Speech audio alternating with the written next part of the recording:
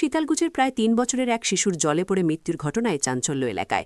জানা যায় সকাল প্রায় 10টার দিকে ওই শিশু বাড়ির পাশে জলাশয়ে পড়ে যায়। তবে বাড়ির লোক সেটা দেখতে পেয়ে সাথে সাথেই স্থানীয় স্বাস্থ্যকেন্দ্রে নিয়ে গেলে প্রাথমিক চিকিৎসা করার পর স্বাস্থ্যকেন্দ্রের চিকিৎসক তাকে মাথাভাঙায় রেফার করেন। তবে মাথাভাঙার মহকুমা হাসপাতালে এলে ডাক্তারবাবু তাকে মৃত বলে ঘোষণা করে।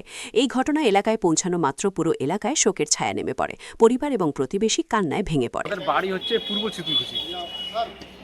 এই সকাল 10টার দিকে আর কি হই আল্লাহ শুরু হইলো বাড়িতে।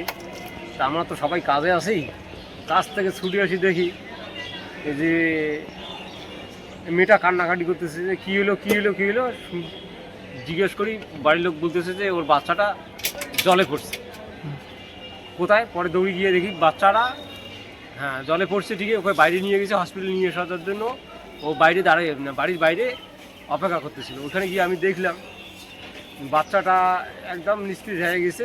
সাথে গাড়িতে তুলে বাইকে তুলে চিতলকুচি হসপিটালে নিয়ে আসা হলো। ওখানে নিয়ে আসার পর ওখানে প্রাথমিক ট্রিটমেন্ট করার পর ওখানকার ডাক্তারবাবু মাথাভাঙা রেফার করল। মাথাভাঙা নিয়ে আসার পর এখানকার ডাক্তারবাবু দেখার পর যে বললো যে না, বাচ্চাটা আর এখন জীবিত নেই, মারা গেছে। আপনার নাম কি? আমার নাম শামসুল হক। কি হয় আপনার? আমার নাতি হয়।